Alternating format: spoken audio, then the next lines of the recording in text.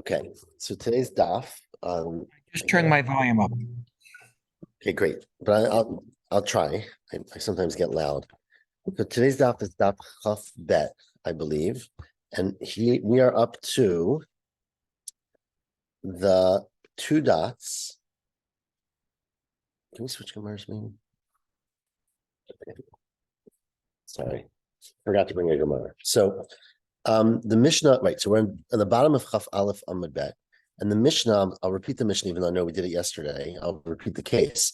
So the case in the Mishnah. You know what? Let's read the Mishnah if you don't mind. We won't read the whole thing, but let's read the Mishnah.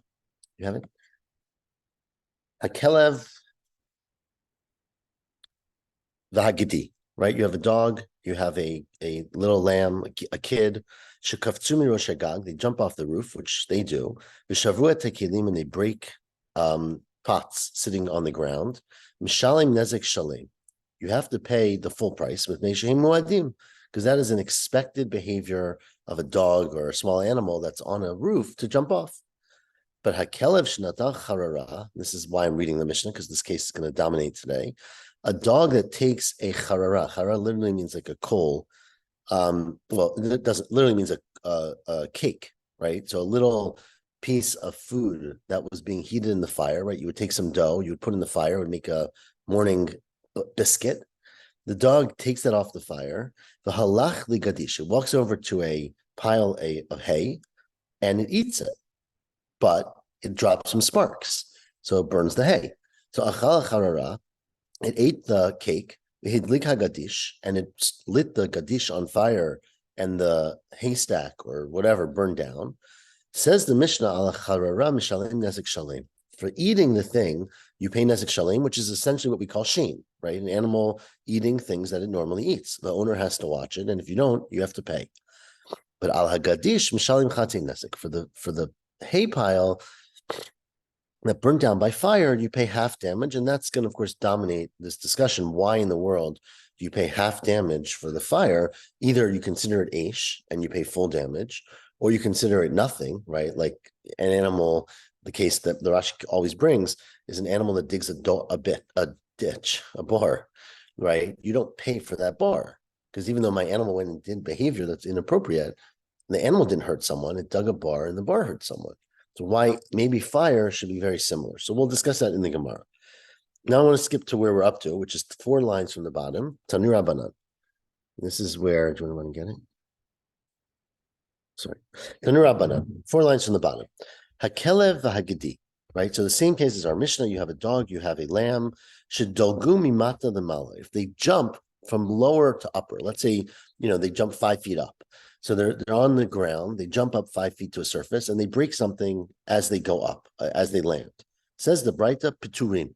You're putter in that case, because that's not usual walking. Remember, regel is only chayev derech hilucha, and this is considered to be irregular. If they jump milamala limata chayavim, right? If they jump from a higher place to a lower place, that's considered to be normal, and then you're chayev for anything that they break. Continues the Braita, 2 lines from the bottom. Adam vitarnagol, humans and chickens, it's the opposite. They usually jump up. They don't jump down. Shidalgu, they jump both ways. Shidalgu, if they jumped, bain milamala limata, bain milamata milamala chayavim, then whether you go up or you go down, you're chayav, because chickens jump both ways. Tosis here is discusses what does humans have to do with anything, because remember the principle about humans is that adam mu'ad le'olam, right? So that a human, no matter what they do, should be chayav, and so it's not clear why you would need special additional halachot in this case, but certainly the chicken is the interesting part. Ask the Gemara on the top of Chaf Bet Amud Aleph, Hatanya, that we learned in another Braita, right? That Akelav Agadi, top line, a dog or a lamb, again, I keep saying lamb, but a kid is the appropriate word. A dog and a kid should dolgu bein milamala lamata bein milamata milamala piturim. This Braita says that either way you are patur, right? So why would you be patur? The first Braita said you're chayav, and this Braita says you're patur. Tirgama says the Gemara of Papa explained that what this Braita is teaching us is the apich mepach. You're talking about a case where it jumped in an unusual way, right? Meaning the animal jumped and acted in a way that's unusual. And remember, the whole chiyuv of regel usually is derech hilucha. An animal's walking the way it normally walks and causes damage. if the animal does something funny, like if your dog jumps up and does a drop kick, right, then you would be putter because that's an unusual behavior. What's an example of that? Kalba bizkira ugadi bisricha. A dog where you jumped. Dogs apparently they skip more than jump, right? But instead it did a big jump. Or a gedi did sricha, which Rashi says it means that it like sort of clawed its way up, right? It grabbed its way, like grappled up, which is unusual for a kid, right? If you've seen a lamb, they jump, right? So unlike a dog, which certainly does scratch its way up and climbs up, that would be unusual for a gedi. Ihachi says Gemara, my patur. So says Gemara, why you putter? Meaning you're putter because it's not considered regel. But what happens if your animal does something unusual and causes damage? What do we call that? It's not regel, but it's Karen. Karen means an animal that goes and gores another person or thing. So an animal that climbs unusually and causes damage should be chayiv for Karen. Says Gemara, of course you're chayiv for Karen. Putter means shalim. You're putter from full damage, which is what you'd pay for regel, but you're chayavin b'chatzi nezek. Of course, you have to pay chatzi nezek, which is what you pay for Karen, unless it's a muad, and then you would. But in the first few times, you pay chatzi nezek. Now that's the end of that case. Continues the Gemara now 5 lines from the top, with the 2 dots. The case of charara. Right. This is a hugely important case. We've had it several times already in the Masechet. We're going to keep coming back to it, but this is the Mishnah, right? Kelev, so remember the case is a dog picked up a piece of cake, a beautiful donut, right? That was sitting in the fire, right? This is how they used to bake. They didn't have pots and closed ovens the way we do necessarily. So and people obviously still do this today. You take a little bit of dough or a lot of dough, you put it off on coals, it heats up, and then you take it off and eat it. So the dog saw this beautiful tasty cake on the oven. It picked it in its mouth and it went somewhere quiet to eat it. But on the other side of the cake was a little bit of coal, right? A little bit of coal. And the animal eats the charara. Good morning. We are 5 lines from the top at the 2 dots, so perfect time.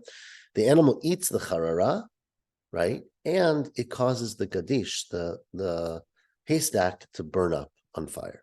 So the Mishnah said for the charara you pay full, and that's easy. That's because of shein. But then on the burning, you pay half. And we're not sure why you pay half. So the Gemara today tries to understand why you pay half. So I'm going to speak it out and then we'll read this all inside. But of course, there's many possibilities, right? So the Gemara, Aish in general means you light a fire and it burns. Here you lit a fire, but your dog picked it up and took it somewhere else. That's one. So is that Aish? Now, of course, Aish, there's no Chatzi Nezek. So why would you pay half? So one possible explanation is what we call tzroro, which is what we had last week, is that if an animal causes damage in an unusual way, we have a machlokas, sumchas, who we don't paskin like, and the chachamim, who say you pay half damage, right? So maybe this fire is a form of pebbles that the animal is kicking up, and that's what the Gemara is going to try to figure out now. Says the Gemara, kelev shenatal, right? Remember, you're chayiv full nezek for the eating and half nezek for the fire. Itmar.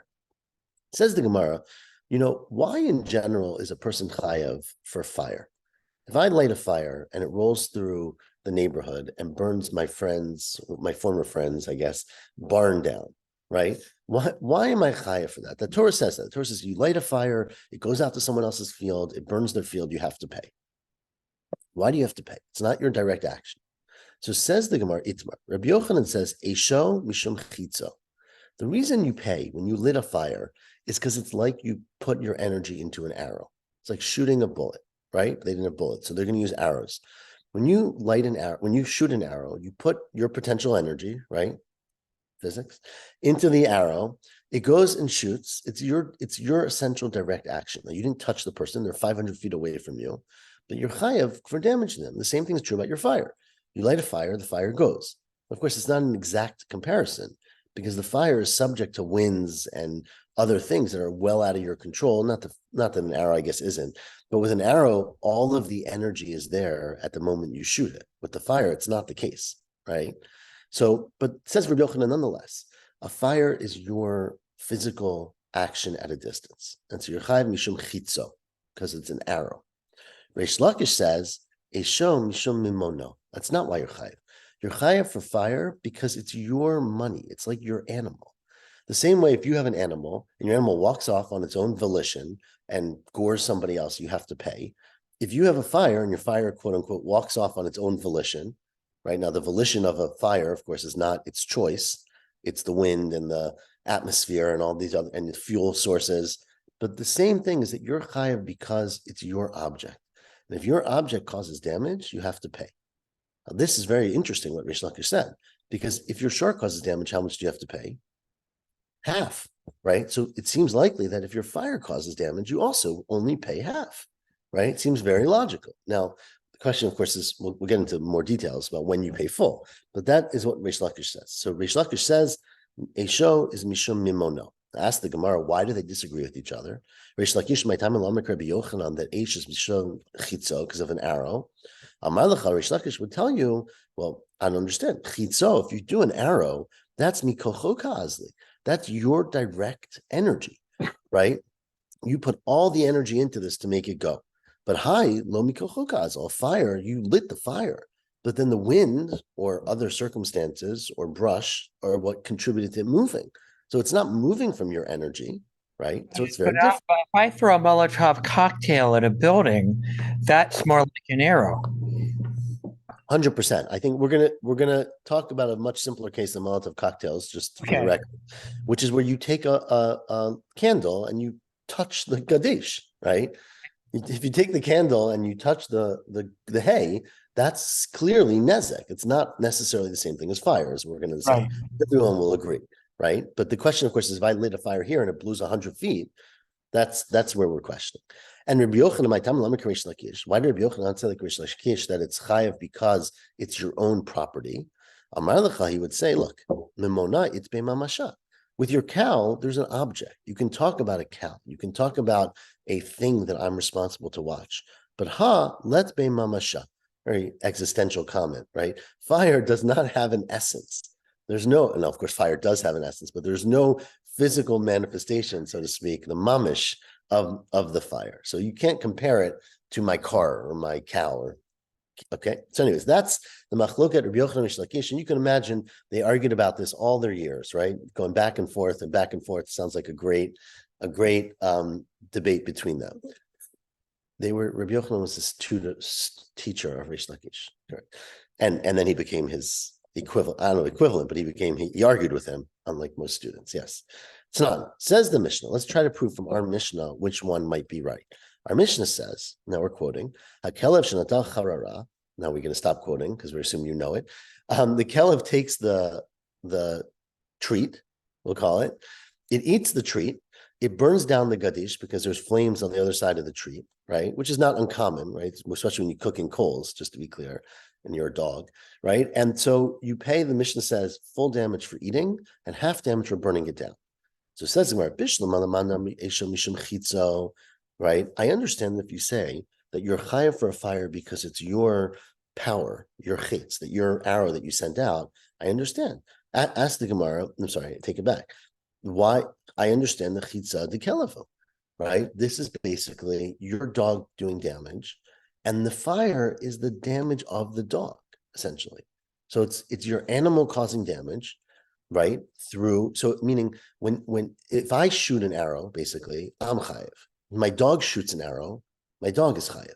Now, if my dog is chayiv, it means I have to pay, right? Because I'm the owner of the dog. So then I get it. I don't get it. If you say that Aish is chayiv because it's my property, here, now we're assuming potentially that the animal, which is my animal, I own the kelev, but I don't own the charara, right? Because obviously I have to pay for the charara. My animal went and ate somebody else's cookie. But the fire then also belongs to that other person. So my animal went to someone else's house, took their fire, and went and burnt something down. So if you say Aish is because I'm the owner of the fire, I'm not the owner of the fire here. Maybe the guy who made the fire should have to pay, right? Ask the Gemara, Hi Aish, lav memona de bal kelevu. The fire has nothing to do, meaning it's not owned or started by the owner of the kelev. Amar lecha Rish Lakish would say, you know what happened here? The adye aduye. The case here is where the animal sort of went along with the fire and made the fire worse, in essence, right? Rashi said it threw it, right, when it went along. So what happened? The animal actually picked up the cake, which had a coal on the other side, and it touched the cake. This is the case that I was referring to a little bit before, Charlie, where it touched the coal to the haystack itself, in which case it didn't actually transfer over a distance. It directly touched it. And therefore, it's considered direct nezek. It's like my dog went and bit the haystack, essentially, right? Which, of course, you'd be chayiv for your dog causing damage. So, the al charara mishalim nezek shalem, you pay full nezek for the eating. But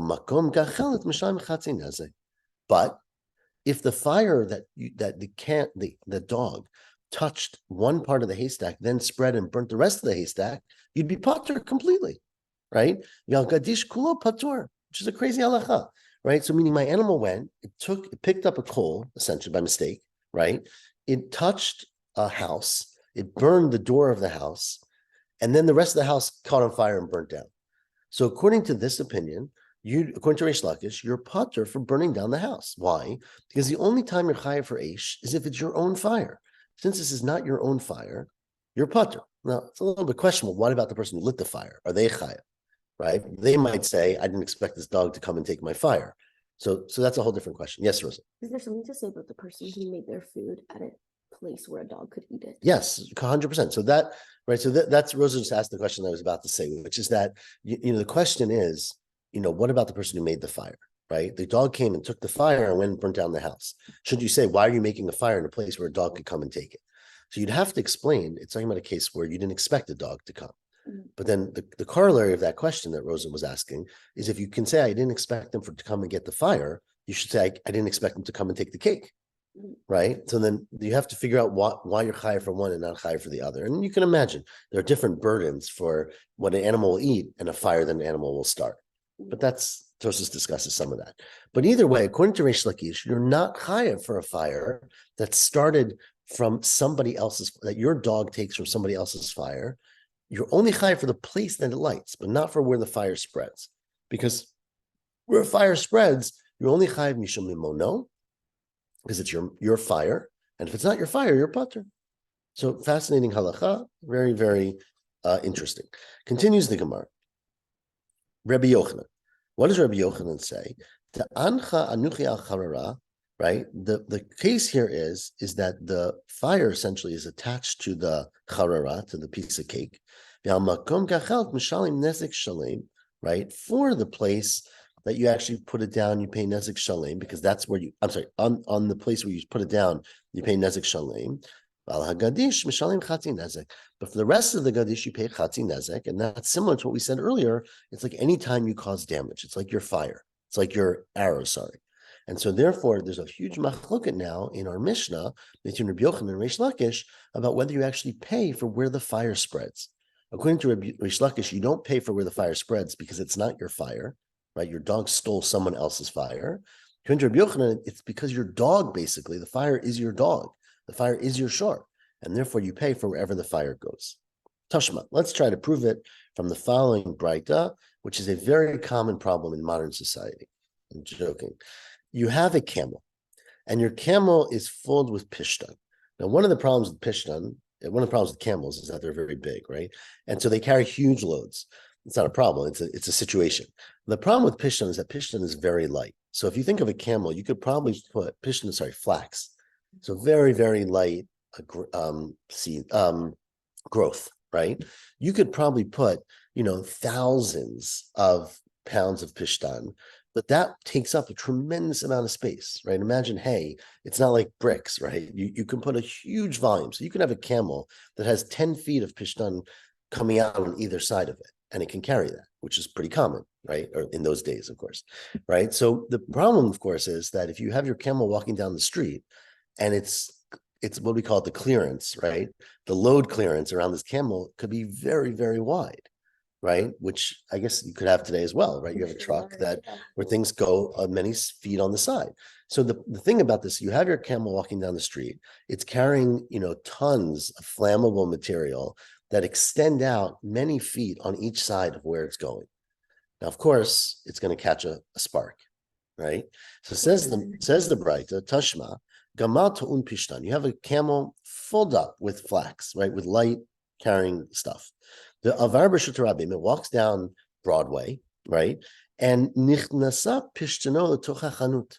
What happens is that some of the Pishtan goes into the window or doors of one of the stores because it basically is leaning out. So the animal's maneuvering around, and some of its load stretches out into someone's store, which is considered private on the side of the road.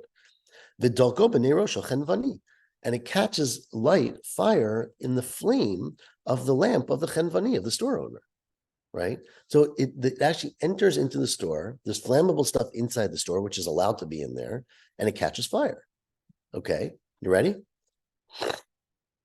So the pishtan burns. But that's not the problem. That's your fault. You shouldn't walk down the street and let your pishtan go into the private. But the problem is that the animal kept walking, maybe, and that pishtan burned down a store, right? Hidlik tabira, and it burns down a stack of wood, let's say. So the question is, who is chayav? Remember, the fire belonged to the echanvani, to the storekeeper. The pishtan belongs to the owner of the camel. They burned down someone else's shed. So who pays? Whose fire is it? Is it the storekeeper? Is it the gamal? Who says the Braita? Baal gamal chayav. The owner of the camel has to pay for the fire because his animal stuck its pishtan into the store, lit on fire. It's his fire. Okay, we're going to obviously analyze this in a second. Continues the Braita. What if the hiniach chenvani neromi b'chutz? What if it was, holiday season? They were like putting up their lights outside the store. Well, then it's not my fault that I'm the owner of the camel in this case. It's not my fault that the camel lit it on fire because I'm allowed to have my camel walk in public. You shouldn't put fires in public where the camels can light on fire. So then, Baal Chenvani Chayev, the owner of the store, is Chayev. And what if it's Chayev when you're allowed to light your candles outside? Says the Braita, Rabbi Yehuda Omer ben Chanukah Patur. Okay, so Chanukah is an exception because you have to know on Chanukah people are going to light their candles out, their menorah outside. But let's leave Hanukkah aside. It's coming up in a couple of weeks, but this is our short shout out to Hanukkah. This is one of the rare cases where Hanukkah is mentioned by Chazal in the Bava. That is correct, right? I think it's one of only two, if I'm correct. There's only Shabbos is the other one. Yeah. So, anyways, but that's a side point, right? Don't get distracted by Hanukkah. The point is the animal is walking down the street. Now you could see why this is very relevant. Who is responsible for the fire? So says the Gemara, 8 lines from the bottom. According to Rabbi Yochanan, a fire is your energy. You're sending out your energy. So chitzo de gamal. So I understand that in the first case, you're chayav because your animal stuck its pishtan into the store. It lit on fire. It's basically walks along and burns something. It's as if your animal is killing something, is hurting something. So you have to pay like any damage that your animal causes. According to Reish Lakish, that you are chayav for a fire because it's your money. This is not your fire. It's the storekeeper's fire. So how can the owner of the camel be chayav? It wasn't his fire, right? Hi eish lav mimono de bal gamal. The fire is not the money, the ownership of the camel owner. Amar lecha Reish Lakish. You know what Reish Lakish would say? Not where it's talking about fire. It's not where the fire went and burnt. It's where you are misachsechet kol habira kulo. The animal is touching the fire against every house in the city. So unlike fire, which spreads, which again, Rish Lakish keeps saying, you're not going to be chayav if you don't own the original fire. It's basically where this animal, you can imagine this camel, it's a terrible scene, right? Is lit on fire and it's touching one stall after the next that burns up because it's flaming, right? And it's running away. And so it's direct contact. Direct contact, everyone agrees you're chayav. The only question is contact at a distance, right? So that's the case. Says Gemara, well, if that's the case, yachi ima. Well, how about the second case? It says, if the storekeeper left the fire outside his building and the animal's flax lit on fire, then the owner of the store is chayav. Why is the owner of the store chayav? Right? Even chayav. Right? If it's because the animal moved and carried it, why is the storekeeper chayav? He left his flame here, so I could see why he's chayav in one place. But the animal is the one who carried it to the next place. Why is he chayav for the animal carrying his fire somewhere else? No, the animal didn't carry it somewhere else. Bisha amda. The animal actually was standing in place. And the fire, so meaning the animal standing here, it's got a huge load. Imagine a load of 20 feet wide. One part lights on fire, and the animal is sort of just standing there while it slowly burns every store around the animal. So that's why it's a direct contact of where the flame was. It didn't go anywhere. That's a ridiculous case because why didn't someone do something about this animal? Why is the animal standing there? Someone should move the animal, like the owner of the animal, right? Sorry, where am I?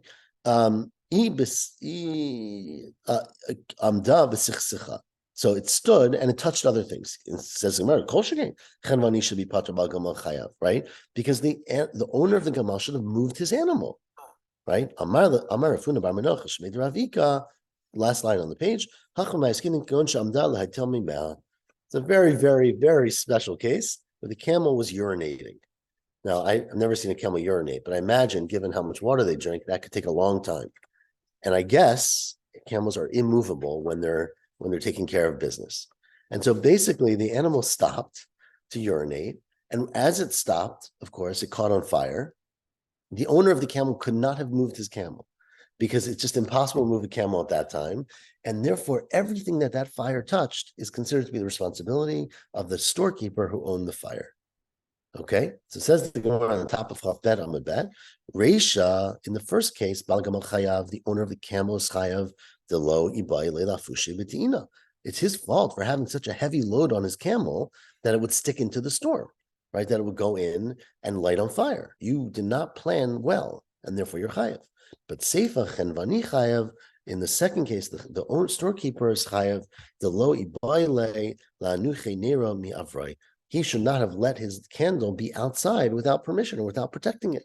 And so if you don't protect it with a glass cover, it's your responsibility for any fire that occurs directly from it. But again, Reish Lakish maintains, unlike Rabbi Yochanan, that if the animal lit on fire and then walked down the street and burned something else, you'd be patur. You'd be patur. Everyone would be patur. The storekeeper would be patur because he's not directly involved. And the owner of the Gamal would be patur because it's not his fire. It's the storekeeper's fire. Okay, so very, very interesting implication. Tashma, 3 lines from the top of Chaf Bet Amud Bet. The next case is another Braita, which we're going to have later, which is a person lights a fire. A person lights a fire into a haystack. Okay, and unfortunately, or maybe he did this on purpose, Haya Gidi Kafutla. There's a little animal tied to the haystack. I guess there was a post, right? And the animal couldn't escape. And what happened? It died. So now a person burnt down someone's haystack and their animal. So what do you pay, right? That's going to be the question. But unfortunately, in this case, there was a third party, and there was a slave, an Eved, that was sleeping right next to it. And the slave also died in the fire. But the thing is that for the Eved, you're not necessarily chayiv because the Eved could have run away. And they weren't tied down. They were just asleep. Or maybe they weren't even asleep. Maybe they were just there. It's true. So it says the Braita, Hamadliket Hagadish. You light a fire. This is why you should stay away from fires. V'haya gedi kafutla. There was an animal tied to the area that you lit on fire, and there was an Eved Samuchla, and there was a slave, a person next to the fire, and they all died. V'nisraf imo, and they all burned together. Says the Braita Chayav. Then you are Chayav for the Gadish, for the haystack, and you're chayav for the animal that you killed. You're not chayav for the Eved, because the Eved should have run away. It's not your responsibility that the Eved stayed there and died. Now, if they couldn't have run away, you'd be chayav, but that's the first case. Now, what if it's the opposite? What if the Eved is kafutla? The Eved is tied down, so he couldn't escape. So by lighting this fire, you were inevitably killing the slave, right? And the Gedi was samuchla. But the Gedi, the animal, was next to it, and the animal didn't run away, and they all died. V'nisraf, imo, and they were burnt together. So then you're patur. Why are you patur for burning down the haystack if you kill an Eved? Because since you killed an Eved, remember, if a person kills someone else's Eved, they're chayiv mita. We right? If I now we don't do mita, we're going to discuss. You pay a kofar, you pay this payment. But remember, there's a principle called kimle b'derabamine, that if you're chayiv to be misa, you're chayiv killing for doing something, and you're chayiv to pay, we only make you do the more severe one, which is killing you in that case, and therefore you don't have to pay. So because you're chayiv for killing the Eved, you don't have to pay for burning down the haystack. Okay, so that you're patur. So now, how does this impact Reish Lakish and Rabbi Yochanan? It says the Gemara, 6 lines from the top. If you say that you're chayav for a fire because it's as if you shot an arrow, so mishum hachi patur, I understand why you're patur, because basically you shot an arrow, you killed a slave, and so since you killed a slave, you're chayiv mita for that, and so you're patur if you cause a fire and burn something at the same time. Right? If you say that a fire is because it's your property, it's like your animal. So am I patur? Why would it be patur? Right? Let's say your animal went and killed somebody else's slave. Right? You wouldn't be patur for that because you're not chayiv mita for your animal's actions. Right? Says Gemara, now, it's not so clear, right? Because maybe you wouldn't be chayiv. Remember, the Torah makes you pay a knas, right? But Rashi here says, well, at least you're chayiv for the knas. So why would you be, right? You'd be chayiv. So why don't you say the same thing when your fire goes and burns? Amar lecha, Rabbi Shimon ben Lakish, Reish Lakish would answer to you, hacha b'mayaskinan kishitzit begufo shel eved. No, what happened is you didn't light the haystack on fire. You lit the person on fire directly, right? The kamle b'derabba meaning, and therefore you have a principle that you're chayiv mita for lighting the person, you basically killed the person, and therefore you only are chayiv that one. You're not chayiv for the money. So that's everyone knows that halacha, right? That seems like a very obvious thing, especially for people who learn daf yomi every day. It says the actual innovation of this braita is totally unrelated. It's that one person owns the animal and one person owns the slave, right? And there, the question is, if you're chayav for two different people, do you say you only do the more severe one, or do you say for each person you got to do what you did for that person? The chiddush of this braita is you don't go after the people you injured, you go after the person who caused the damage, and they only have to pay the more strict of the two punishments. Okay, let's do one more case. So then can you just go and kill people? You can go and kill anyone you want, but they'd kill you, right? But like if you're killing one person anyway, it's just like kill everyone.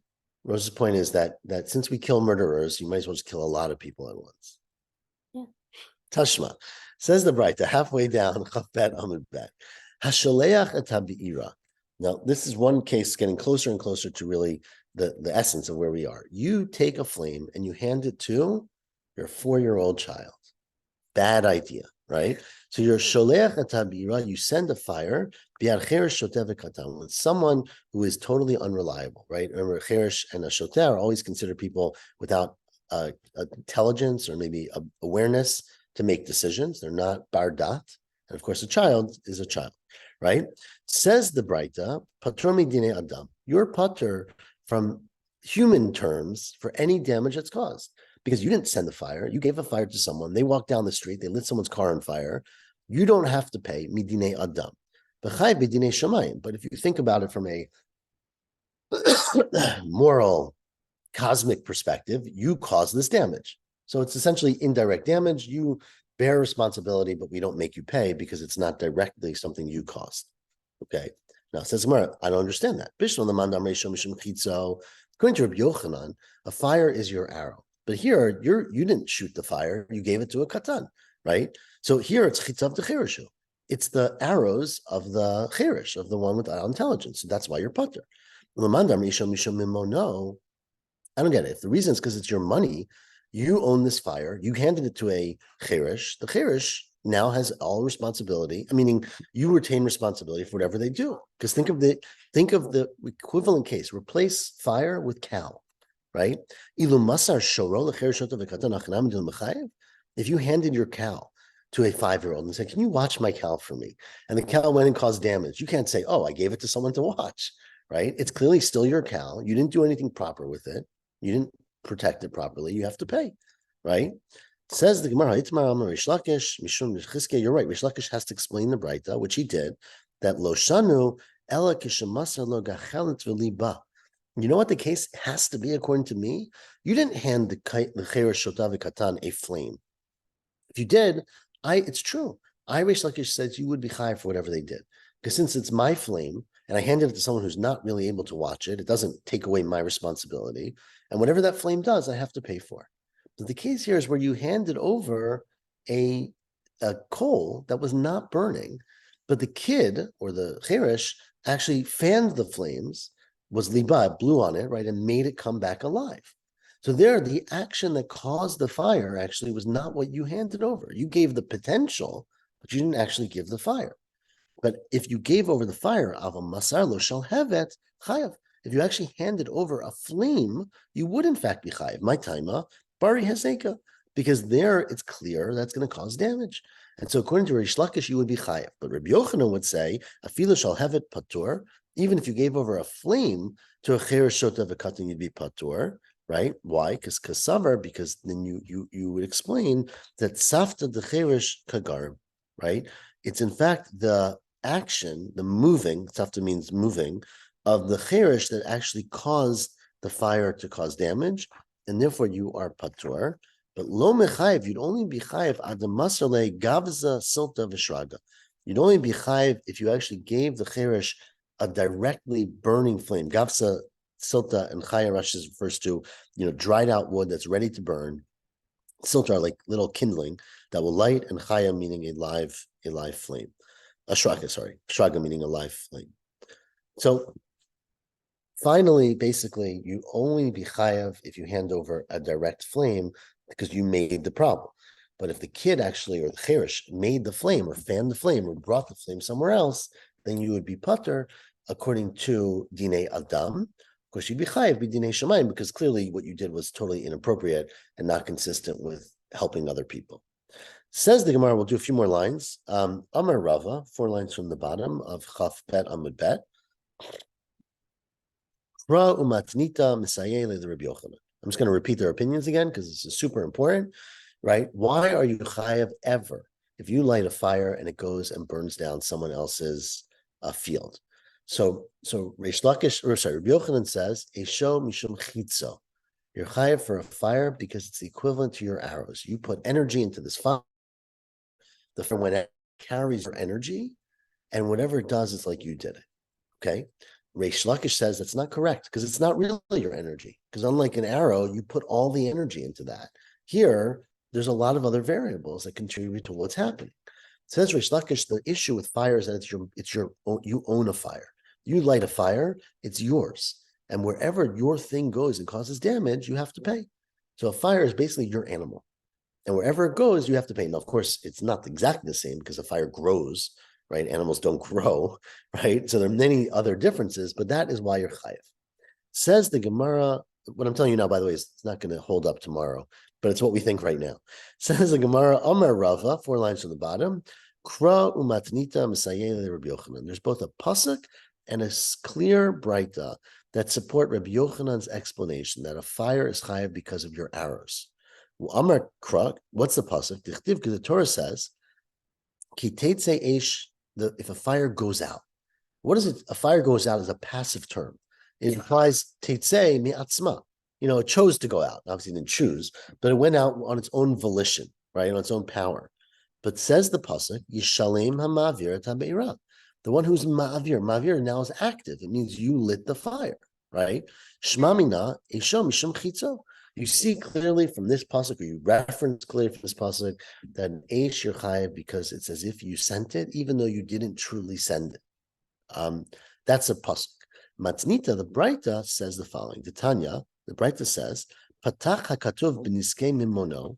If you turn to top of Chaf Gimel, the pasuk initially talks about money. It says ki teitze eish and burned a gadish, right? Sorry, burned a field, and then it finishes by saying siyem b'niskei gufo. It finishes by talking about the one who actually lit it, because it says ma'avir, right, which is the one who lit the fire.